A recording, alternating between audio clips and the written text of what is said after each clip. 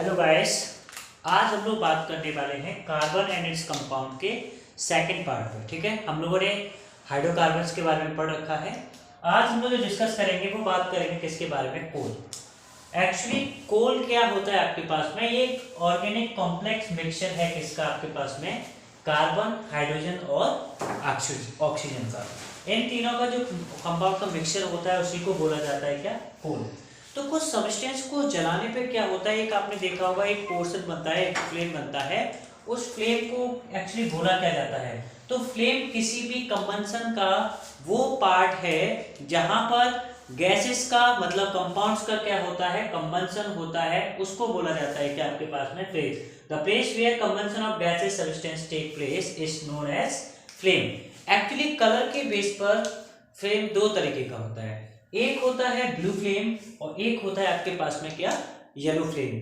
अगर हम लोग ब्लू फ्लेम की बात करें तो किसी भी कंपाउंड के द्वारा अगर ब्लू फ्लेम बनाया जा रहा है, दैट मींस कि उस कंपाउंड का जो कंबंशन है बेटा वो क्या हो रहा है, कंप्लीटली हो रहा है। ऑक्सीजन की प्रेजेंस में वो कंपाउंड क्या है, पूरी तरह से क्या हो रहा है, वो कंबस्ट हो रहा है, मतलब वो जल रहा है।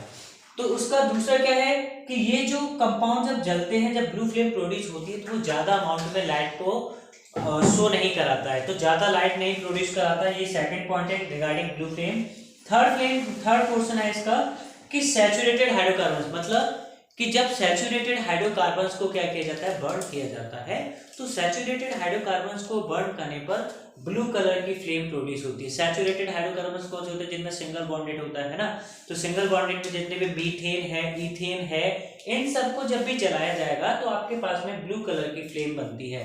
और जब भी ब्लू कलर की फ्लेम होगी और जो कि बनाई जा रही है किसके द्वारा, सैचुरेटेड हाइड्रोकार्बन्स के द्वारा, तो वो नॉन सूटिव फ्लेम होगी। नॉन सूटिव फ्लेम का मतलब हुआ कि वो ज्यादा प्रेशर के साथ में नहीं निकलता है। इसी तरीके से येलो फ्लेम का अगर डिस्कस किया जाए तो येलो फ्लेम कब होता है, जब फ्यूल को क्या किया जाता है, इनकम्प्लीटली बर्न कराया जाता है। जब फ्यूल पूरी तरह से नहीं जलेगा तो वो येलो कलर की क्या करता है, फ्लेम का फॉर्मेशन करता है। नेक्स्ट है produce much amount of light. जब येलो कलर है बेटा तो ज्यादा अमाउंट में क्या होगा, ब्राइटनेस होगी, लाइट ज्यादा होगी उसकी, तो येलो फ्लेम क्या करती है, ज्यादा अमाउंट में लाइट को प्रोड्यूस करती है। नेक्स्ट है कि ये जो येलो फ्लेम होती है जनरली बनाई जाती है किनके द्वारा, अनसैचुरेटेड हाइड्रोकार्बन्स का। बट याद रखना है अनसैचुरेटेड हाइड्रोकार्बन्स भी ब्लू फ्लेम बनाते हैं कब, जब अनसैचुरेटेड हाइड्रोकार्बन्स को पूरी प्रचुर मात्रा में क्या किया जाता है, ऑक्सीजन सप्लाई की जाती है। तो जनरली अनसैचुरेटेड हाइड्रोकार्बन्स क्या फॉर्मेशन करते हैं, येलो फ्लेम का फॉर्मेशन करते हैं। नेक्स्ट आता है सूटी फ्लेम। सूटी फ्लेम का मतलब क्या होता है कि येलो फ्लेम को जब भी बर्न किया जाता है या फिर अनसैचुरेटेड हाइड्रोकार्बन्स को जब भी बर्न किया जाता है तो काफी प्रेशर के साथ में क्या होता है, वो आपके पास में फ्लेम बनती है। जैसे आपने देखा होगा जो वेल्डिंग करने वाली मशीन होती है तो उसमें जो गैस भरी जाती है, आपकी प्रोपीन जो गैस होती है, उसकी काफी फ्लेम कैसी होती है, सूटी फ्लेम होती है, प्रेशर के साथ में निकलती है। इसके अलावा कुछ ऐसे कंपाउंड्स भी हैं आपके पास में जिनको जलाने पर किसी भी तरीके का फ्लेम नहीं बनता है। वो क्यों नहीं बनता है, क्योंकि उनमें जो वेपोराइजेशन प्रोसेस होती है हीटिंग पर, वो वेपोराइजेशन प्रोसेस फॉलो नहीं होती। तो ऐसे कंपाउंड्स या fuels which do not vaporize on heating burn without producing a flame are known as red glow substance। उनको क्या बोला जाता है, रेड ग्लो सब्सटेंस। एग्जांपल के लिए चारकोल, आपके पास में क्या है, चारकोल। या फिर आप जब भी कोल को क्या करते हो, किसी अंगीठी के अंदर क्या करते हो, बर्न कराते हो कोल को, तो वहां पे भी आपके पास में कोई भी फ्लेम आपको दिखाई नहीं देगी। ठीक है, ये तो रहा कुछ कॉमन से फिजिकल प्रॉपर्टीज। अब बात करते हैं केमिकल प्रॉपर्टीज के बारे में। ठीक है, तो केमिकल प्रॉपर्टीज के बारे में अगर डिस्कस किया जाए बेटा,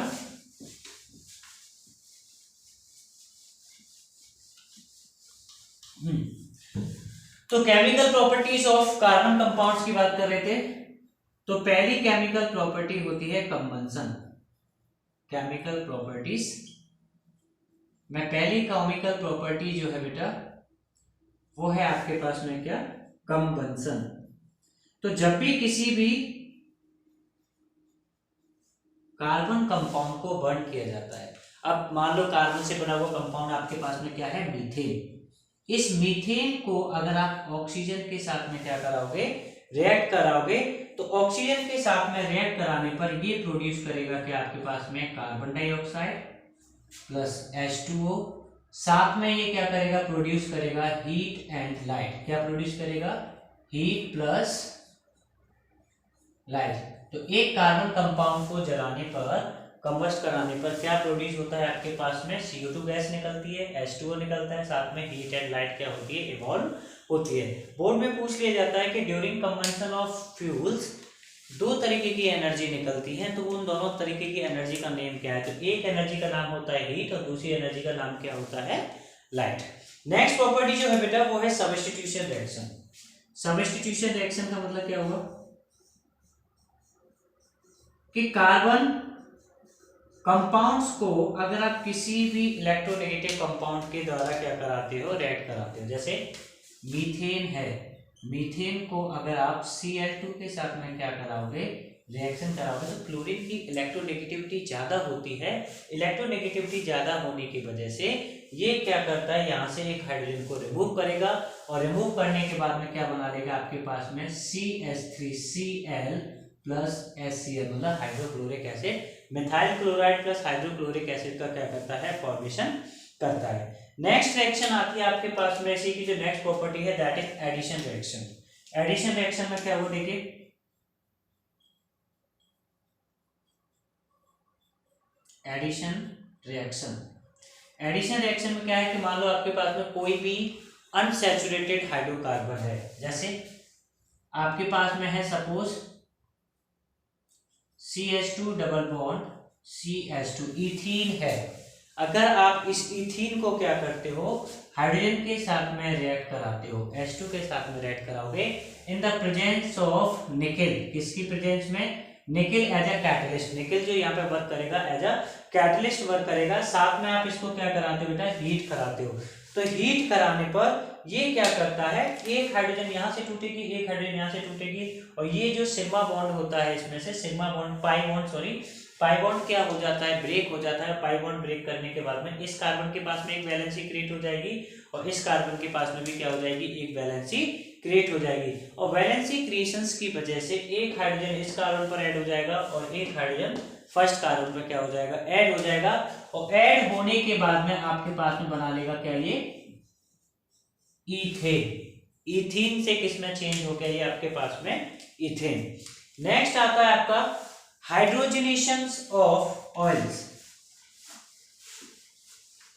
तो इसी में जो आपका हम लोग बात कर रहे हैं किसका, एडिशन रिएक्शन में। तो एडिशन रिएक्शन में भी क्या होता है, जितने भी आपके पास में वनस्पति ऑयल्स होते हैं वो एक्चुअली आपके पास में क्या होते हैं, सभी के सभी अनसैचुरेटेड होते हैं।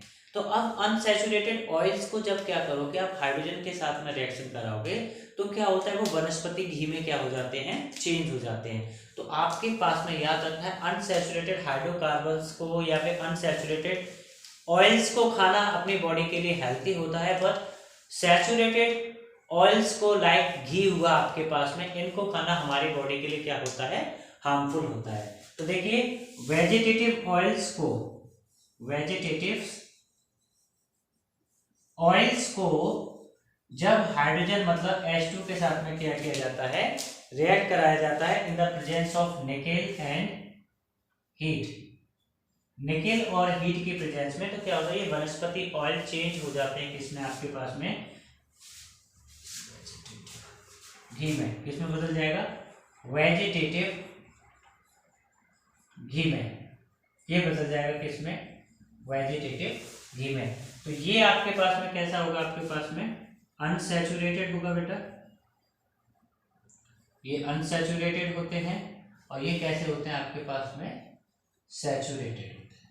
ठीक है, इतना क्लियर हुआ। उसके बाद बात करते हैं कि जितने भी कंपाउंड कार्बन्स के बने हुए हैं उनके लिए टेस्ट पूछ लिया जाता है। अक्सर का क्वेश्चन पेपर में पूछा जाता है कि test for saturated and unsaturated compounds के लिए, कि दो कंपाउंड अननोन कंपाउंड दिए हुए हैं, उन दोनों अननोन कंपाउंड में से आपको पता करना है कि कौन सा सैचुरेटेड है कौन सा अनसैचुरेटेड है। तो उसके लिए क्या होता है, ब्रोमीन वाटर टेस्ट होता है। तो हम लोग क्या करते हैं, test for saturated and unsaturated hydrocarbons, unsaturated hydrocarbons. Suppose आपके पास में क्या है, दो टेस्ट ट्यूब्स हैं, एक टेस्ट ट्यूब ये है, दूसरा टेस्ट ट्यूब क्या है आपके पास में ये है। इस टेस्ट ट्यूब में क्या भरा हुआ है, ब्रोमीन वाटर भरा हुआ है, Br2 वाटर है, इसमें भी भरा हुआ है क्या, ब्रोमीन वाटर। अब आपको दो अननोन कंपाउंड दिए गए, एक ए दिया गया और एक क्या दिया गया आपको, बी दिया गया। जब आपने पहले वाले में क्या किया, ए को डाला, किसको डाला बेटा, ए कंपाउंड को डाला, और इसमें किसको डाला, बी कंपाउंड को डाला। तो आपने देखा कि यहाँ पे जो ब्रोमीन होता है जिसका कलर कैसा होता है, रेड ब्राउन, ब्रोमीन का कलर कैसा होता है आपके पास में, रेड ब्राउन। तो ए कंपाउंड को डालने पर ये रेड ब्राउन कलर किसमें चेंज हो गया, कलरलेस हो गया। कैसा हो गया आपके पास में, कलरलेस हो गया। बट जब बी को ऐड किया गया, बी कंपाउंड को ब्रोमीन में ऐड किया गया, Br2 में ऐड किया गया बेटा, तो देखा कि इसमें कलर में कोई भी चेंज नहीं आया। रेड ब्राउन था तो कैसा बना रहा आपके पास में, रेड ब्राउन कलर ही बना रहा। तो याद रखना, जिसमें कलर डीकलराइज हुआ है, जिस टेस्ट ट्यूब में कलर डीकलराइज हुआ है, वहां पर जो ए कंपाउंड है वो होगा आपके पास में सैचुरेटेड। कैसा होगा आपके पास में, सैचुरेटेड हाइड्रोकार्बन कंपाउंड होगा।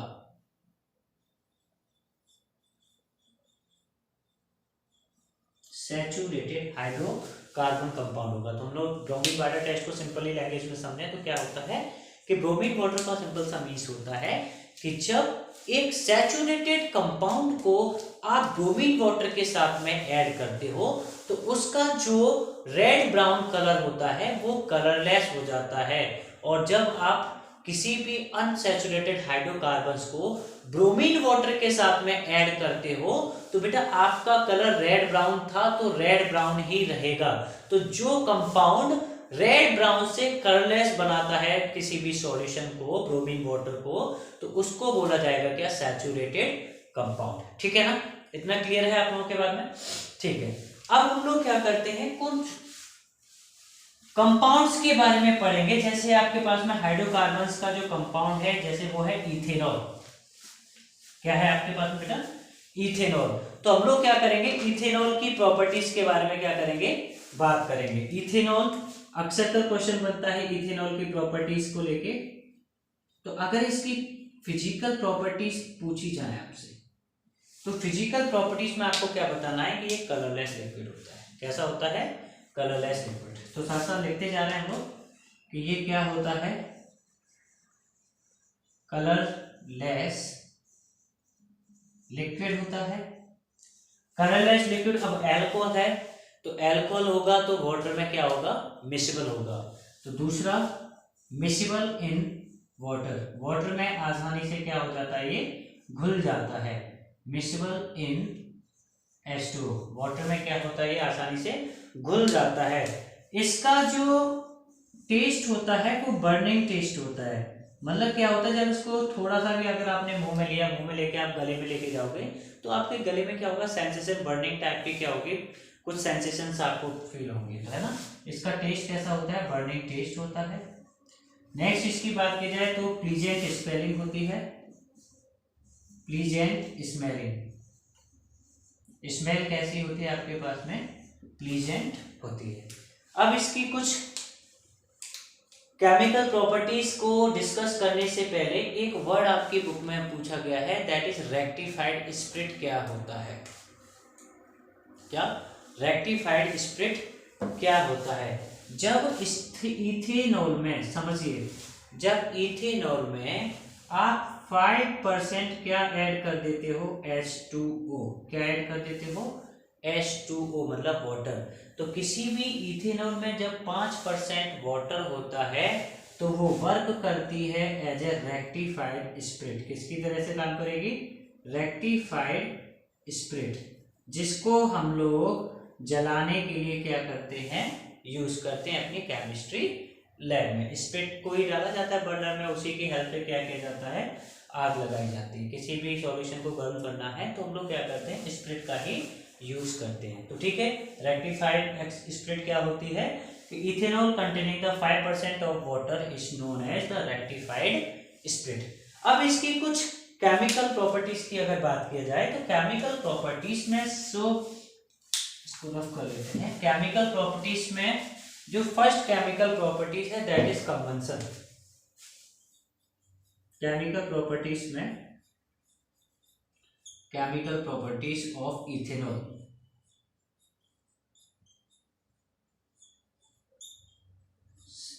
C2H5OH। इथेनॉल का फॉर्मूला क्या होता है, C2H5OH। ठीक है, तो पहली तो हमने बताया क्या होता है, कंबंशन। पहली प्रॉपर्टी है आपके पास में combustion.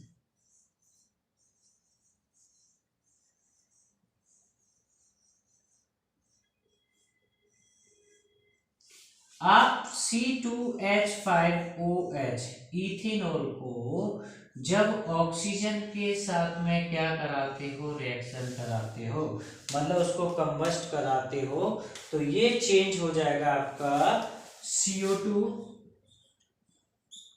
Plus H2O plus heat plus light. किसमें चेंज हो जाएगा, CO2 H2O heat plus light. Next है आपके पास में प्रॉपर्टीज, वो है ऑक्सीडेशन। दूसरी केमिकल प्रॉपर्टी है बेटा आपके पास में क्या, ऑक्सीडेशन।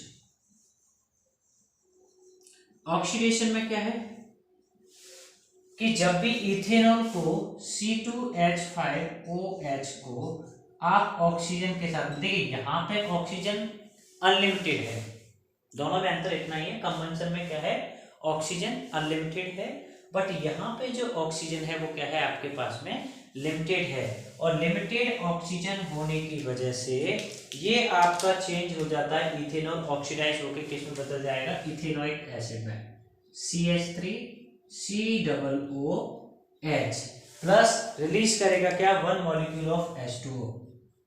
वाटर को क्या करता है आपके पास में रिलीज करता है। नेक्स्ट बात करते हैं reaction with sodium metal. Reaction with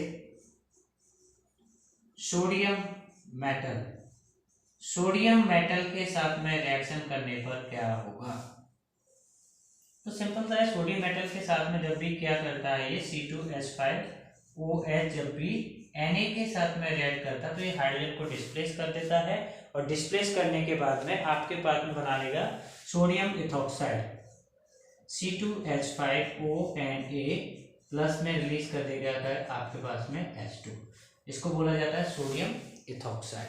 ठीक है, नेक्स्ट है आपकी property that is dehydration. Dehydration का मतलब आप लोग समझते हो कि किसी भी कंपाउंड से वाटर मॉलिक्यूल का अलग होना।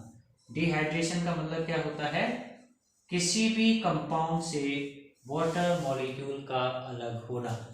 जब कंपाउंड क्या है आपके पास में इथेनॉल, इथेनॉल से क्या किया जाए, जब एक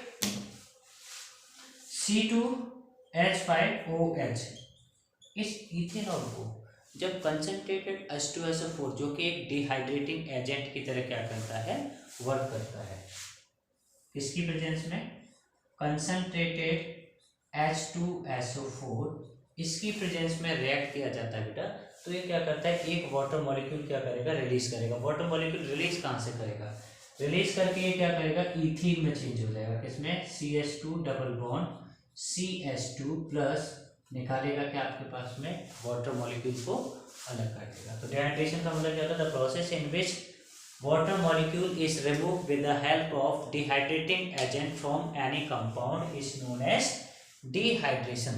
किसी भी कंपाउंड से डिहाइड्रेटिंग एजेंट की हेल्प से वाटर मॉलिक्यूल को अलग करना ही क्या कहलाता है आपके पास में, डिहाइड्रेशन प्रोसेस कहलाती है। ठीक है, नेक्स्ट बात आती है reaction with ethanoic acid. Fifth इसका केमिकल प्रॉपर्टी जो है वो है रिएक्शन विद CH3COOH मतलब इथेनोइक एसिड।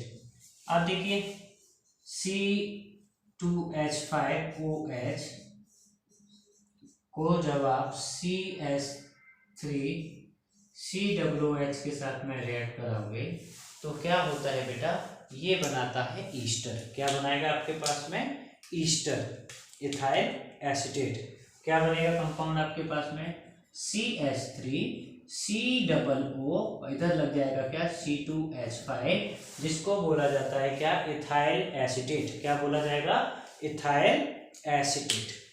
अब इसी तरीके से जिस तरीके से सैचुरेटेड और अनसैचुरेटेड हाइड्रोकार्बन्स का टेस्ट पूछा जाता है, इसी तरीके से आपका एल्कोहल्स के बीच में भी पता लगाने के लिए टेस्ट पूछा जाता है। तो उस टेस्ट का नेम है सोडियम मेटल टेस्ट, जो हम लोगों ने ये लिख रखा है, ये रिएक्शन विद सोडियम मेटल, इसी को सोडियम मेटल टेस्ट भी बोला जाता है। मतलब इथेन, आपको दो कंपाउंड दे दिए, एल्कोहल है, मान लो 2 एल्कोहल दिया हुआ है, आपको पता लगाना है कि किसमें इथेनॉल है किसमें मीथेनॉल है।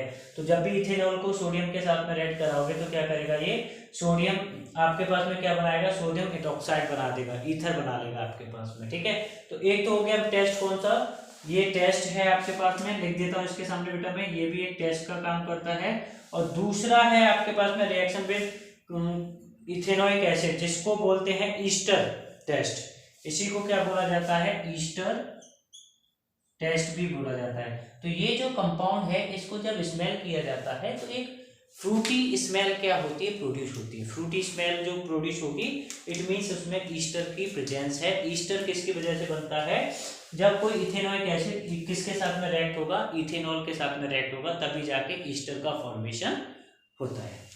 नेक्स्ट हम लोग बात करते हैं इथेनोइक एसिड के बारे में। अभी हम लोगों ने बात किया किसके बारे में, इथेनॉल के बारे में। अगर इथेनोइक एसिड के बारे में बात किया जाए तो इथेनॉइक क्या है, कार्बोक्सिलिक एसिड है। तो ये इथेनोइक जो होता है आपके पास में सेकंड मेंबर है होमोलोगस सीरीज में, किसका, कार्बोक्सिलिक ग्रुप का। कार्बोक्सिलिक ग्रुप का सेकंड मेंबर होता है, ठीक है ना, जिसका फॉर्मूला होता है, इथेनोइक एसिड की बात कर रहे हैं हम लोग। इथेनोइक एसिड का जो फॉर्मूला होता है बेटा आपके पास में, वो होता है CH3COOH, जिसको एसिटिक एसिड भी बोला जाता है। क्या बोला जाता है, acetic acid, ethanoic acid, not ethanol, ethanoic acid. इस इथेनोइक एसिड को एसिटिक एसिड भी बोला जाता है। इसकी भी फिजिकल प्रॉपर्टीज की बात किया जाए तो इसका बॉइलिंग पॉइंट, इसकी फिजिकल प्रॉपर्टी इतनी माइंड नहीं रखती हैं, तब भी हम लोग डिस्कस कर लेते हैं। इसका जो बॉइलिंग पॉइंट रहता है वो 180 डिग्री सेल्सियस रहता है। इसका कलरलेस होता है। टेस्ट जो होगा प्लीजेंट होगा, सोर खट्टा होता है, नॉट प्लीजेंट। एसिड है तो खट्टा होगा इसका टेस्ट, और टेस्ट खट्टा होने के साथ में स्मेल जो आती है इसमें, वो विनेगर की क्या आती है, स्मेल आती है। इथेनोइक एसिड्स मतलब एसिटिक एसिड जितने भी हैं आपके पास में, वो सभी वाटर में मिसिबल होते हैं, वाटर में क्या हो जाते हैं, आसानी से घुल जाते हैं, ठीक है। इसकी जो सबसे इंपॉर्टेंट बात है वो है इसका ग्लेसिकल फॉर्म, और वो हमेशा क्वेश्चन बनता है आपका बोर्ड में कि एसिटिक एसिड को, मतलब इथेनोइक एसिड को अगर आप क्या करते हो, ठंडा होने के लिए रख देते हो, तो ये क्या करता है, सॉफ्टी हार्ड, सॉफ्टी हार्ड, मैंने वर्ड बोला है सॉफ्टी हार्ड, जिसको हम लोग टच करेंगे तो क्या होगा, थोड़ा सा हमको वैसलीन जैसा फील होगा। तो ये उस टाइप के मटेरियल में क्या हो जाता है, चेंज हो जाता है, जिसको ग्लेसिकल एसिटिक एसिड भी बोला जाता है, ग्लेशियल एसिटिक एसिड भी बोला जाता है। केमिकल प्रॉपर्टीज की बात किया जाए तो केमिकल प्रॉपर्टीज में इसका सिंपल सा है कि ये एसिड है तो ब्लू लिटमस पेपर को चेंज कर देगा, किसमें, रेड लिटमस पेपर में चेंज कर देगा। नेक्स्ट, जब भी इसको क्या किया जाता है, सोडियम हाइड्रोजन कार्बोनेट या फिर सोडियम कार्बोनेट के साथ में रिएक्शन किया जाता है, रिएक्शन विद सोडियम कार्बोनेट